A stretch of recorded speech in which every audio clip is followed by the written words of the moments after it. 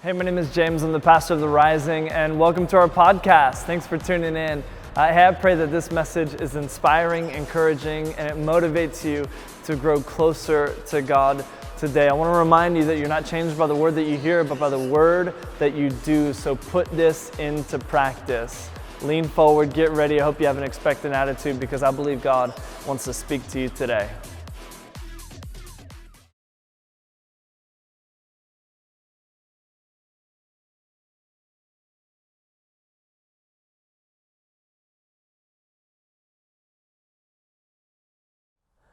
Mina Chikara, a psychology professor at Harvard University, shared a story in her TED Talk called When I Becomes We. And she said that years ago, she and her husband went to a Red Sox-Yankees game at Yankee Stadium. And her husband was a Red Sox fan, so he wore his Red Sox hat, she said. Mina said that she wasn't really a fan of either team, and she didn't really care much about baseball, but she was there to just be with her husband. And she said before the game and for the first few innings, some of the Yankees fans heckled her husband, and he heckled them back. But she said it was all in good fun, right? I mean, they were just joking around. They were giving him a hard time. He gave them a hard time. It was harmless back and forth. I mean, everybody was laughing. But she said as the innings wore on and the game got closer and each team exchanged the lead, she said that the interactions between her husband and the Yankees fans grew more hostile, right? His patience was wearing thin. She said the taunts became more aggressive and vulgar. And she thought, these people are about to fight my husband.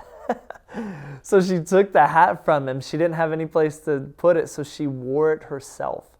And she thought to herself, I don't even like baseball. I don't care about either of these teams. Like, nobody is going to say anything to me. And if they do, it won't bother me because I don't care about any of this. And then she said the insults came her way, and they were mean, they were nasty and vulgar. And Mina said that she withstood the insults for about 10 minutes until she started yelling back. She said her husband had to stand between her and a Yankees fan to prevent a brawl. And afterwards, as a psychology professor, Mina said that she thought through why this was. Why did she react the way that she did? Why was there such hostility? Why did people respond the way they did to her and her husband? And why did they respond the way they did? These are complete strangers yelling and taunting one another, right? They're yelling at and taunting one another, almost getting into a fight with one another. Why was this? And it's because of the psychology of us versus them that was created by the hat. See, Mina, her husband, they were regular people. I mean, they were just like everyone else in that stadium.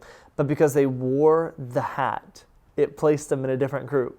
See, it wasn't Mina, the Harvard psychology professor, talking with Greg, the father of three. It was a Red Sox fan versus a Yankees fan. I mean, there was a rivalry. And because you're in that group and I'm in this group, we're against one another. Because you have that hat on, it means this, and this about you. And because I'm in this group over here, it means this about me.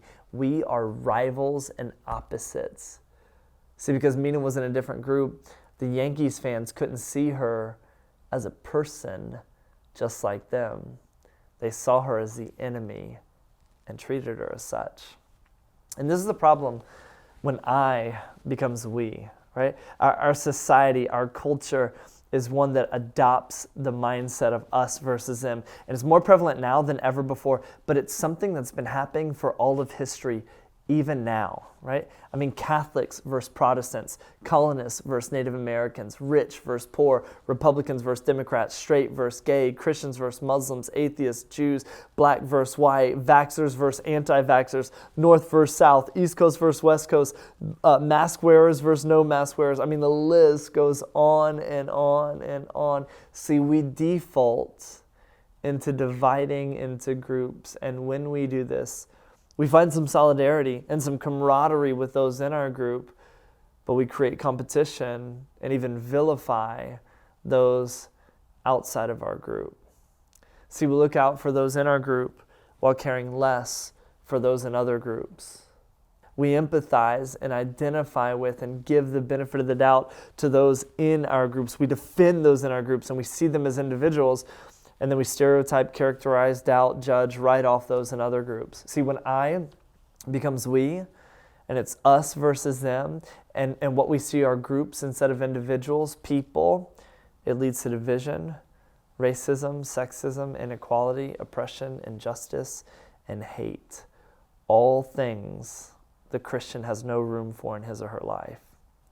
See, a Christian is someone who decides to follow Jesus.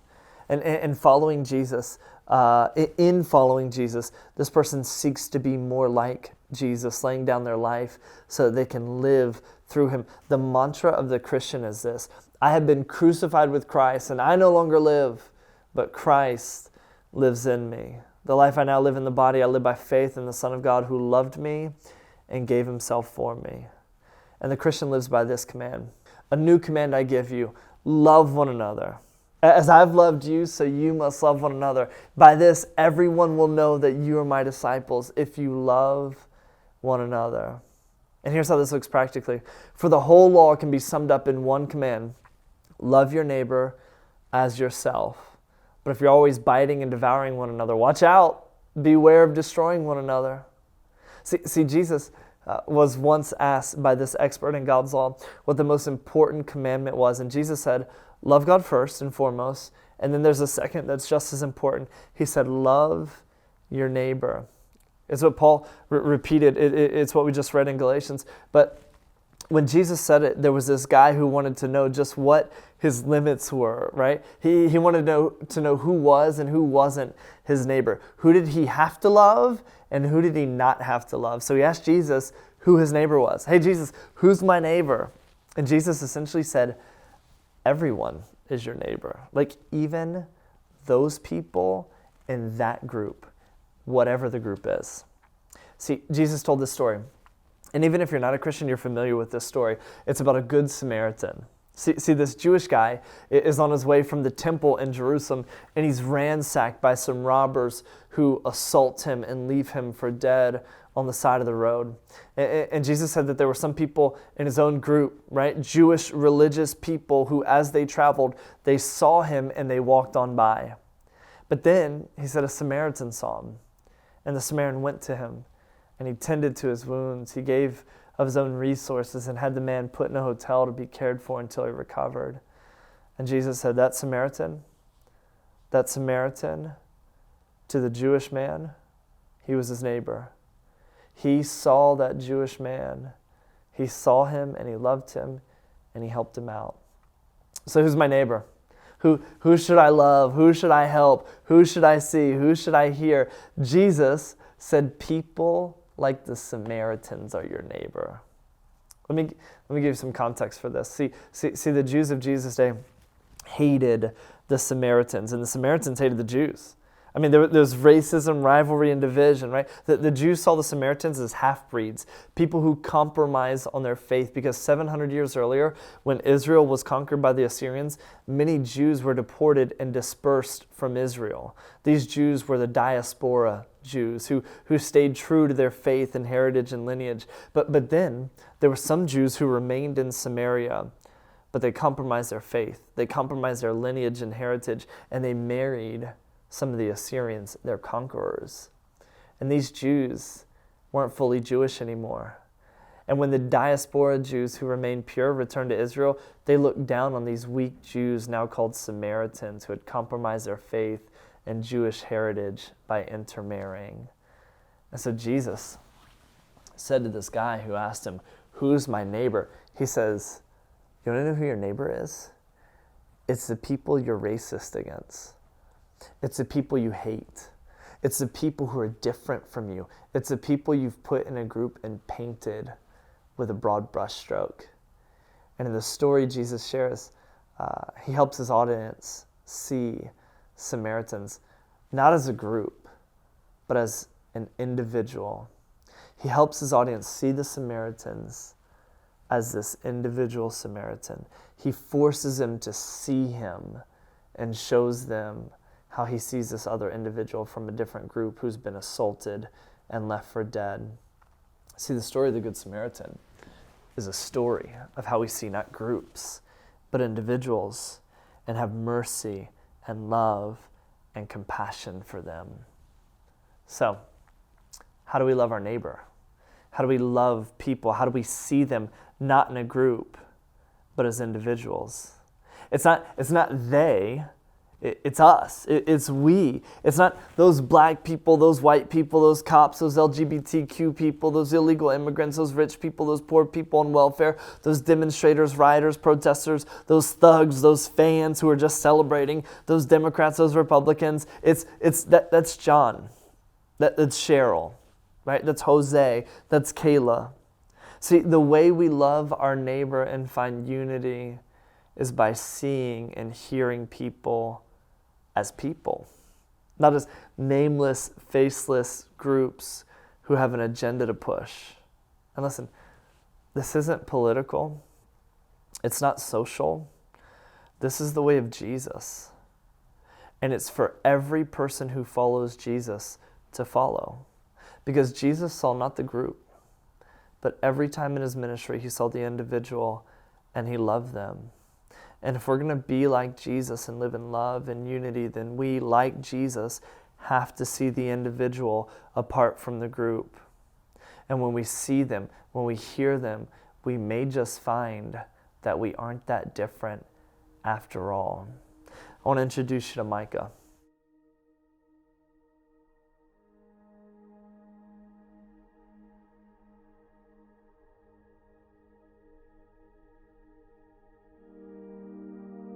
Well, Micah is part of our church, and Micah, 2020 has been a year of change. It's been a year of hurt, heartbreak, division, progress, awakening, fighting, listening, yelling, protesting, rioting, insults, rebuttals, and a lot of what we're seeing in our country was sparked by some of the most recent killings of unarmed black people. People like Ahmaud Arbery, Breonna Taylor, George Floyd, killed by cops or concerned citizens, and this isn't new, right? I mean, it's been going on for years with people like Eric Garner, Walter Scott, Philando Castile, Sandra Bland, Amadou Diallo, like all the way back to Emmett Till, and even beyond that for over 400 years in this country. So these events in 2020, it's nothing new. But just like with the events of the Civil Rights Movement and the photos that came out after the aftermath of what took place after the peaceful march over the Edmund Pettus Bridge turned violent in 1965, just like those photos from Bloody Sunday awoke a nation, these events have awakened our nation yet again to the problem of racism and systemic oppression in our society. And we've seen people of all races rise and stand together for change. But we've also seen pushback and denial and division around all this, right? And Mike, I'll tell you, when I saw the horrific video of Ahmaud Arbery, when I saw the video of Eric Garner, when I recall what happened with Trayvon Martin, and when I saw the excruciating video of George Floyd, I thought that could be any of my friends who are black. And I wondered if this was a shared experience or a shared thought amongst the black community. So I started listening to people's stories, and I just wanted to give you time to share your story. So is it fair to say that being a black man in America, you have a different experience than I do? Yeah, definitely. I would say so. I would say we all live in America, but we haven't all necessarily experienced the same America. Yeah. So tell me about that. When, because I don't have your experience. I haven't grown up in your shoes. You haven't grown up in mine. But tell me your experience just growing up black in America, right? Well, I would say, like at a very early age, I believe I was about 6 or 7, I was introduced to racism for the first time. It was very abrupt, very like a in-your-face kind of experience. I'm walking home from t-ball practice one day. It's maybe half a mile, to my from the fields to my house, and you could see it. It's just a dirt road. You walk through some tall grass, and it's right there. But I'm walking, and this lady pulls up next to me, cuts me off. I mean, I have to jump back to keep her from clipping me with her bumper. Yeah. And she's just yelling at me. She drops the N-word. She calls me a spear chucking tar baby, and then she literally just drives off. Yeah. I've never seen the lady before. I've never seen her since. And I did nothing to her that I could possibly think. Yeah, you're just walking home from t-ball practice. And you said, when we talked earlier, you said, and she told you, go back home, right? Go back to where you're from. And you're like, I'm from here. Yeah, I was literally born in Little Rock, Arkansas. Yeah. I am at where I'm from. Yeah. So she pulls up hurls these insults at you. What did you feel at the time? What did you think at the time? Definitely fear would be the first thing that comes to mind. Just like not understand. I mean, it's shocking, first of all. Yeah. Just like nothing's ever happened to me like that before. But then just like just not understanding like why, just like I haven't done anything. And you're 6 at the time. You're 6 or 7 years old. Yeah, like the little bit that I do know at the age of 6 is that like, yeah, people get mad at you if you do something wrong, but sure. I haven't done anything. So right. Why is she angry? And it's because of the color of your skin, that was it. And so you got home and you told your parents about that. What'd they say? Well, I remember coming home and, I asked my mom about it. I don't think my dad had gotten home yet. And just the look in her eyes, like to this day, I don't think I've ever seen her so angry before, just so hurt. And, I just remember her like running over, like wrapping me up in her arms. She tells me that, she loves me, like my dad loves me, my siblings love me. But I very specifically remember her saying like some people will not like you, or some people will even hate you for nothing more important than the color of your skin. That's it. So. Yeah. And, I think about, like, so for me, my experience, my mom has never told me, some people won't like you because of the color of your skin or how you look. I've never thought about that, like growing up. But that's something that you were told by your mom, but it's also something you've experienced throughout your life growing up, right? Oh, yeah, like, what are other experiences that you've had? So that was when you were 6, 7 years old. This woman says this to you, but what are other experiences you've had of racism growing up? Well, I remember when we still lived in Arkansas. I remember I had a birthday, and on my actual birthday, we couldn't go to the bowling alley because there was a motorcycle gang there that happened to go down the same day. And they were known for like, racial issues and tensions and whatnot. So my parents told me we had to wait till the weekend to go instead. Yeah. We couldn't go like on my actual birthday. Just like little stuff like that like you don't really like pick up on as much as a child.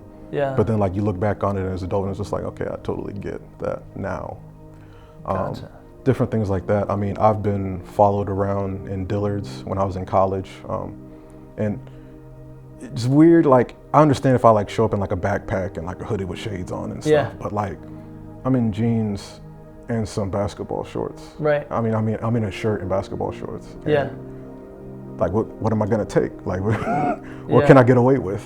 But I remember going to multiple departments within the store and the same security officer is following me around. Right. And he's trying to be nonchalant about it, but it's like, dude, you're standing right there when I walked in. Yeah. And here I am, way on the other side of the store, you're still here. I go to the cologne section, you're still here. Like it's... Yeah.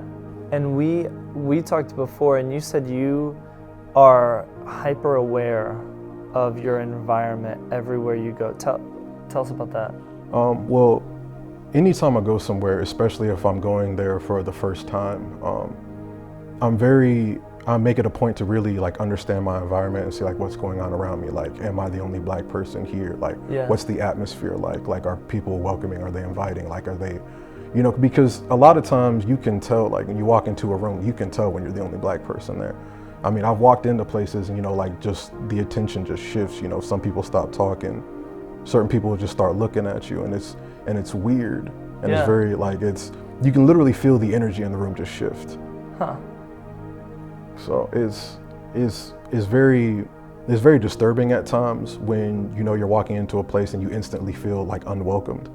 And I think that's like when I came to the Rising for the first time, something that made me instantly want to come back, because as opposed to feeling unwelcome, as soon as I walk in, I mean, people are friendly. Like, before I even get to the door, they're already saying hello, how are you? Some people even remember my name when I came back multiple times. Yeah. So it's just, you can instantly tell that difference when you walk into a place and people are open and people are inviting and people are welcoming, as opposed to you're there and they don't really know you and it's kind of standoffish. Yeah. So how,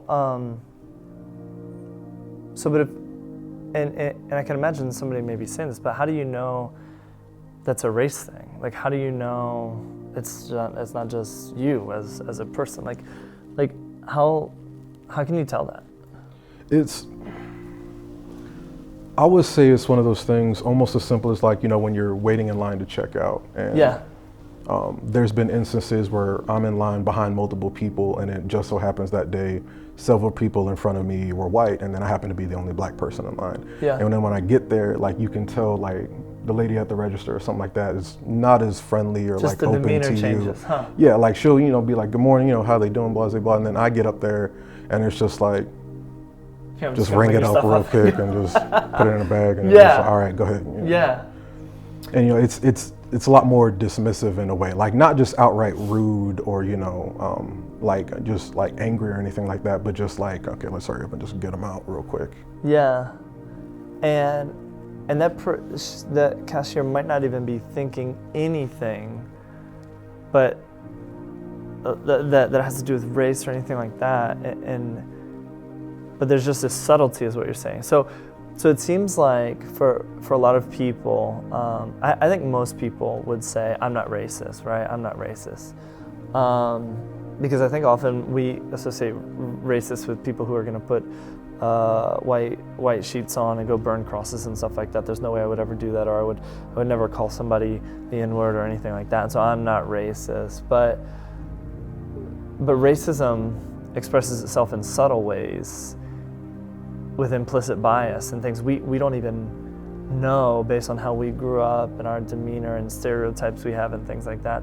So you're saying you've experienced a lot of the subtleties of racism that maybe most people like myself wouldn't even notice, right? Okay.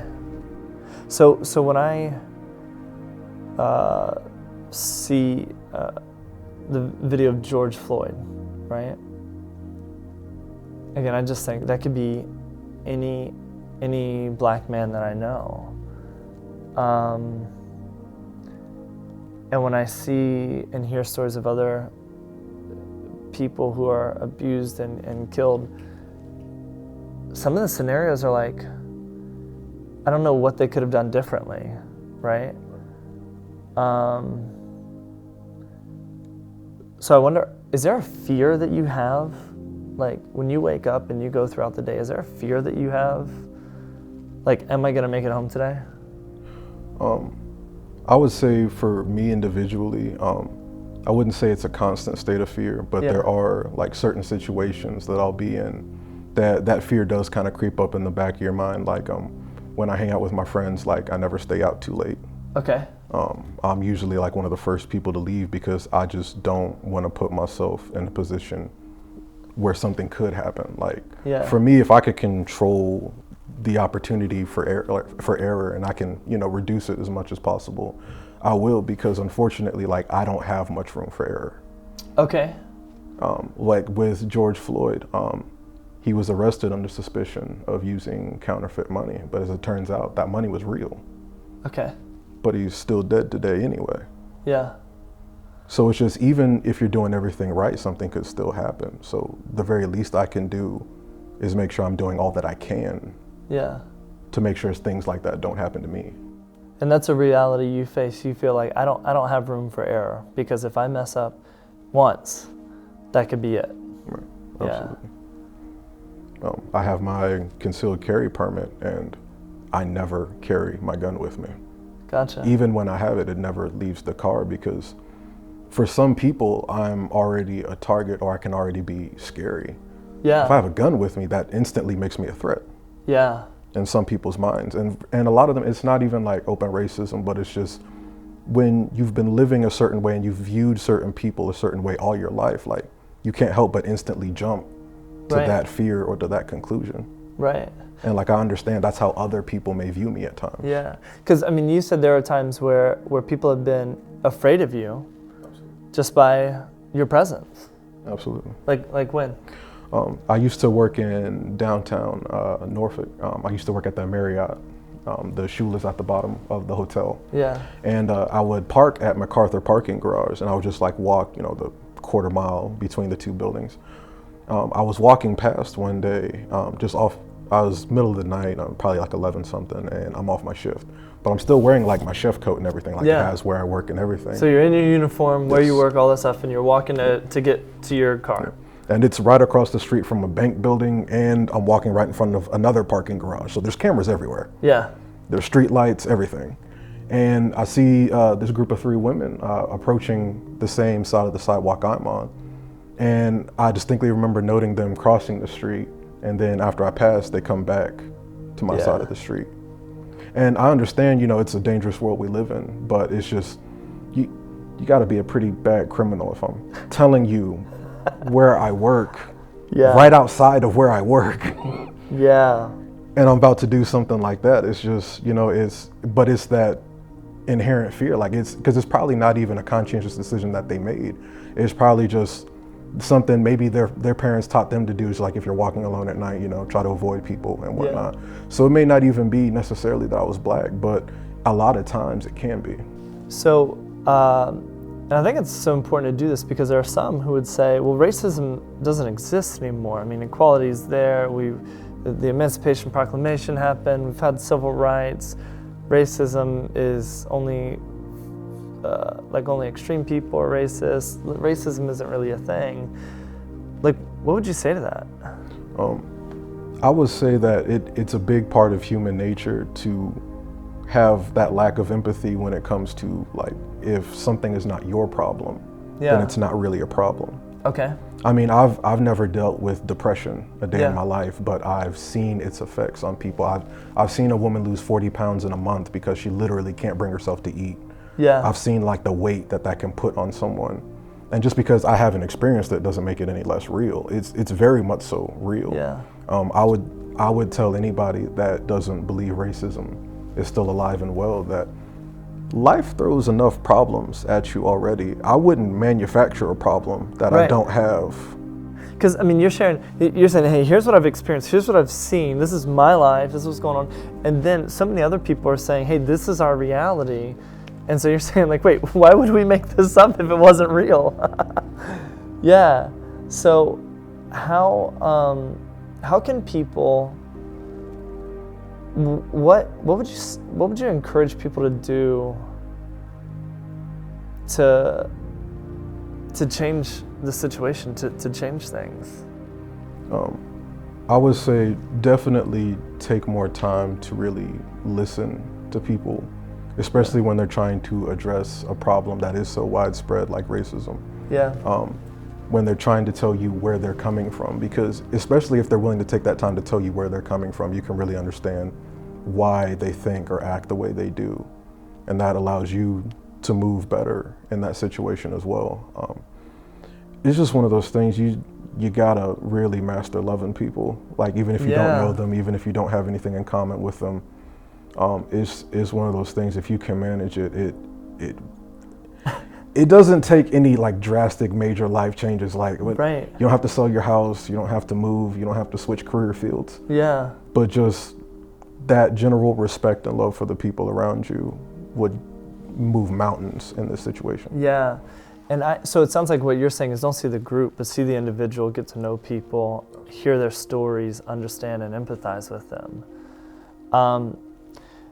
So so we're in this time right now where so much attention is being brought to racism and systemic racism and injustice and inequality.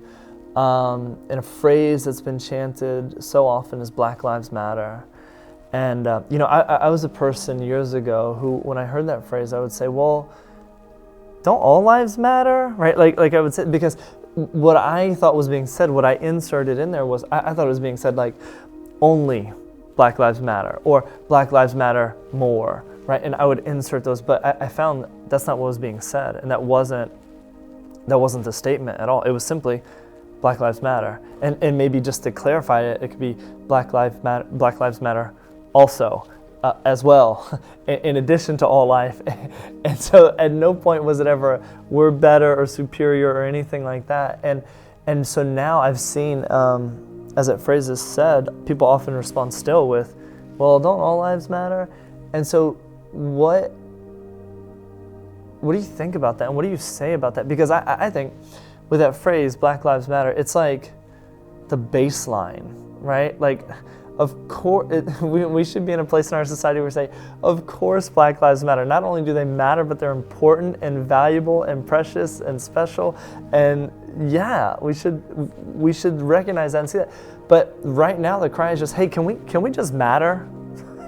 Right? I mean, what do you think about that? What do you say? It's to people that will answer Black Lives Matter with all lives matter, it's very odd because it almost makes me think like some of them have never been in an emergency. I mean, what if you came home and your house was on fire? Sure. And the fire department gets there and they start spraying all the houses. Yeah. Well, my house is on fire, but all the houses matter. Yeah. That's literally what it feels like, because I understand every single human life is very precious. But when you routinely see people that look like you dead in the streets and there's no justice coming, and it doesn't get as much national attention most of the time, and there's not much of a follow-up case, and it just, time and time again, you see that people don't really care that much. Like a lot of times, like I feel like my life does not matter.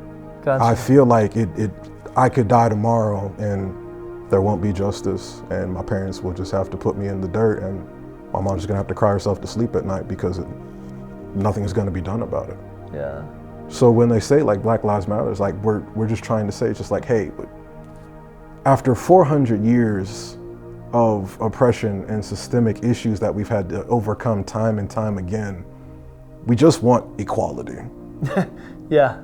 It's crazy that we're not even asking for revenge. It's just for equality. Like that's all anybody ever wanted. Yeah. Just the same thing that other people would have. That's it. Yeah, and I heard a speech from a woman recently, and she was saying the exact same thing you said. Hey, we're just asking for equality. We could be asking for revenge over the past 400 years, but we're not. So she was like, so be glad we're not asking for revenge. We just want equality. And I like that. I mean, and I think we should have reached equality so long ago. But one of the things that I'm discovering too is that equality will get here sooner when we realize that there is a problem, by listening to the experience of the one, listening to the experience of the individual, listening to people like you, and hearing your story and not pushing back or defending. But then also for those who say, well, I'm not racist, or for those who are unaffected, equality won't get here until the unaffected are affected and play a part in seeing change happen. What would you say to that? I would say that's very true, because in an area where racism is already a part of the culture, it's a part of some of the infrastructure of how just regular day-to-day business is conducted. It's not enough to just not be actively racist, but like you literally have to be anti-racist in order to kind of reverse the situation. Right. Because you literally have to make it a point to change your thought process about a lot of things. And it's not crazy changes that have to be made, but just subtle changes within each individual that will create that much larger change overall. Yeah. And I love what you said when we talked earlier about equality. You said when we're asking for equality, we're not asking for anyone to give anything up, right? Tell us about that. When we ask for equality and like to be viewed as equal, to have equal rights, and to be viewed like as just as important as anyone else, it's not pizza. If I take a slice, that it doesn't mean you get less. Right. Rights can be equally given to anyone and everyone, and everyone will still have the exact same rights. Just because I got something doesn't mean you get anything less than what you already have right now. Right. So one of the responses when we talk about police brutality or unarmed black men and black women even being killed. I mean, you think about people like Sandra Bland and Breonna Taylor. One of the responses that's often said is, well, there's black on black crime. What about that? I thought all lives matter, or I thought Black Lives Matter. And so what do you say to that? Well, I would say just the phrase black on black crime, you can tell it was used as a defense mechanism, because nobody ever says white on white crime. Nobody ever says Asian on Asian crime. Like I've never heard those terms used. Okay. But a lot of times they'll use it when black people are at war with each other, but black people have been at war with each other for so long. because we still carry so many of those racial cultural issues with us from slavery. I would say slave culture is still a very present thing within the Black culture. And that's something like we have to work on internally, because even for us, our mindset has to change. Gotcha. Like it's not just, you know, white people or Asian people or Hispanic people having to change the way they think. Black people have to change the way we think. Yeah. Because we really need, this is new territory for everyone. I mean, Black people have never been heard more than we've been heard this year. Right now, yeah. Yeah. So this is new territory for us, and so we have to carry ourselves to a higher standard as well, because until we fully respect ourselves and what we're capable of and who we are as a people, it's not our job to like change the way other people think, but like we have to set that standard first. Yeah. If you don't respect yourself, like you really think others will? You're saying, yeah, and that's, we need to deal with that. Like the Black community, we gotta take care of that. What we're asking for is everyone to help us with the just police brutality and what's going on that that others are a part of, right? Is that a fair assessment?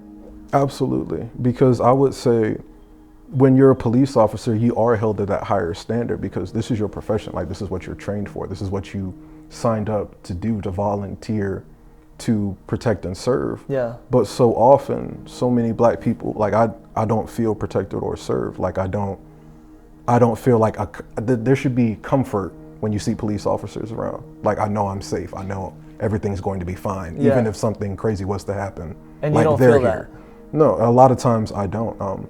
I would say I feel that way. I know a few police officers personally. Yeah. Those are the few that I feel safe around because I know them on a personal level. The ones you know, yeah. But random police officers that I've never met before, like you always have that fear in the back of your mind because you don't know what their mindset is at first. Gotcha. Until you interact with them. And then you can decide, okay, everything's fine, or uh-oh, I gotta be on my toes here. And it's not that you're saying that all police are bad, you're just saying, I don't know them, and I don't know who is bad.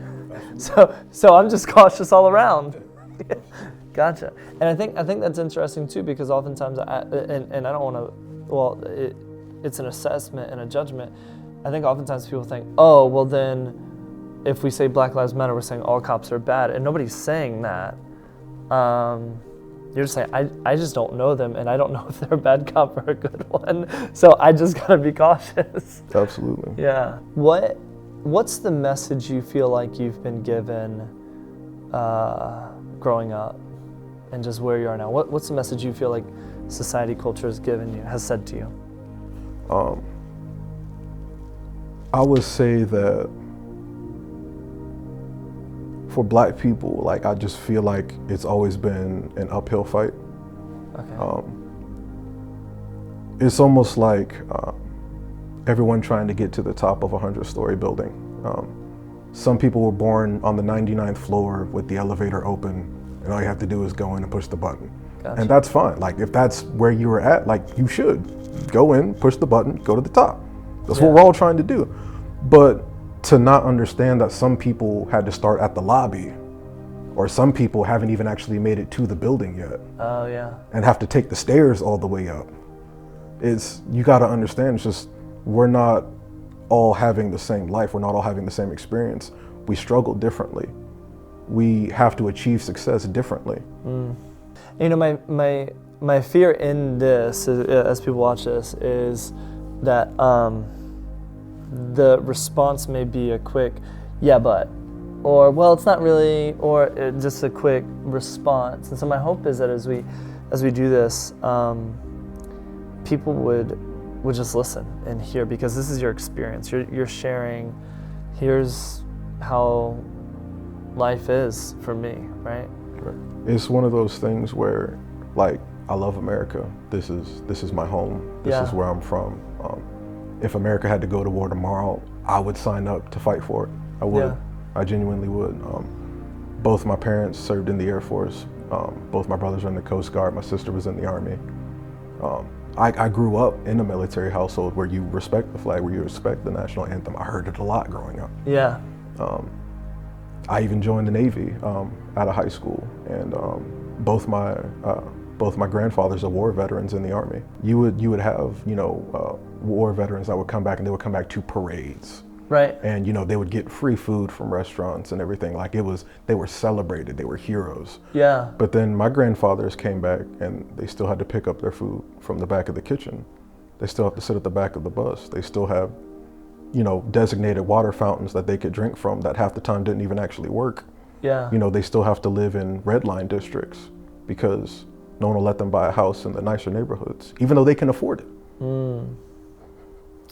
And so I think what you said is so true, that we all live in America, but our experience living in America is different. Yeah.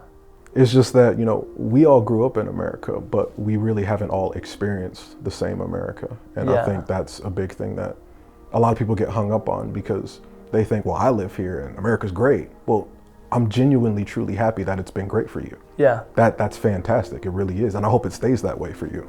But you have to understand, it's really not that way for everyone. Right. A lot of us have had to struggle more with things just based off the laws that are passed, or the culture established in police precincts, or how a judge will view a white person that's being prosecuted as opposed to a black person that's being prosecuted. Yeah. Just every day-to-day thing that for one person would be perfectly fine, for us, it may not be that way. Yeah. And here's what I think, as we talk about seeing people and loving our neighbor and having compassion and mercy and empathy for people, it's looking past seeing people as groups, like in a group, because with a group we can just paint it with a broad brushstroke, but seeing the individuals, right, of those groups. Oftentimes I'll hear people talk about different things. They'll say things that may seem racist or controversial or whatever, and maybe it's speaking out against a certain group. So there's sometimes where I'll ask people, hey, what do your black friends think about that? And oftentimes it's like, oh, well, I don't know, because they've never talked to them, or they don't have any, right? So I'll just ask them, because it's moving beyond seeing people as groups, and seeing people as individuals and loving them. And here's what I think is so great. I mean, we're in this series, We Are the Church. You're part of our church. You're a Christian who said yes to Jesus. That means that you and I are brothers. That means that you and I will be in heaven together one day. We're part of God's kingdom first and foremost. So the number one group we have allegiance to and that we're in together is this group of faith, this group of Christianity. And so, if anything, and that's what's so great about Christianity, there's so many people who are different, who look different, speak different, live differently, but we're all in the same group as people who follow Jesus. And in light of that, we should be united together and see one another and love one another. So I do feel very blessed to be alive right now.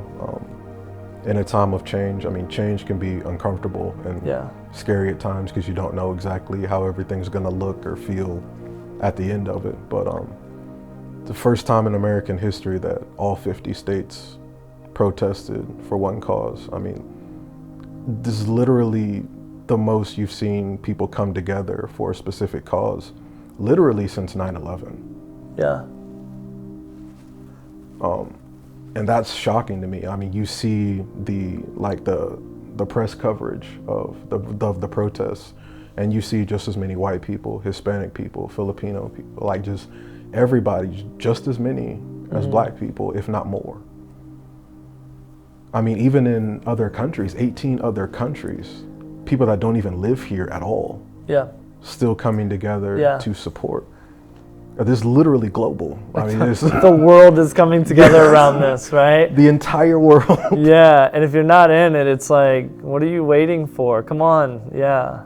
I mean, if there was ever a time to be like, well, I'll at least listen. I'll at least hear it out. It's a great time. This is it. It's a great time. I love it. So, Micah, what can I do? What can people who look like me do to help? I would just say, take time to hear it when pain or frustration or anger is being felt, because I can promise you whatever they may be saying or complaining about in that moment, it's not the first time. It probably won't be the last time. But it is very uplifting to feel heard. Yeah. For people to legitimately understand. That is a major thing. Because now more than ever, that's actually starting to happen. Yeah. It's never really been quite like this before. People have protested, people have rioted, but to actually be heard, and people are actually like in Congress, in the Senate, actually trying to make changes now. That's something that I don't think we've ever really seen it like this before. Yeah. But I would say I think good changes are coming. They are on the way, and it's a process. None of this will happen overnight, but over the next decade or two, to see how things shift. I'm really excited for that. Cool. Well, Micah, thanks for sharing your story. Thanks for sharing your experience. And I'm glad that we are in this same group under Christ, pursuing Him, working to make this world look more like heaven. So, thanks for your time. Absolutely. Hey, thank you so much for tuning in, and I'm just so grateful for this ministry, and I'm so grateful for all the people who give financially to support this ministry. If you've been blessed, touched, inspired by this ministry, I want to encourage you to give back to what God is doing so that we can get the word out to more and more people. Thanks again for tuning in. Hey, and if you like it, make sure to share it with somebody. Take a screenshot, share it with somebody. You can like, subscribe to this podcast so you get it every single week. Again, thanks so much for tuning in, and we believe that the best is yet to come.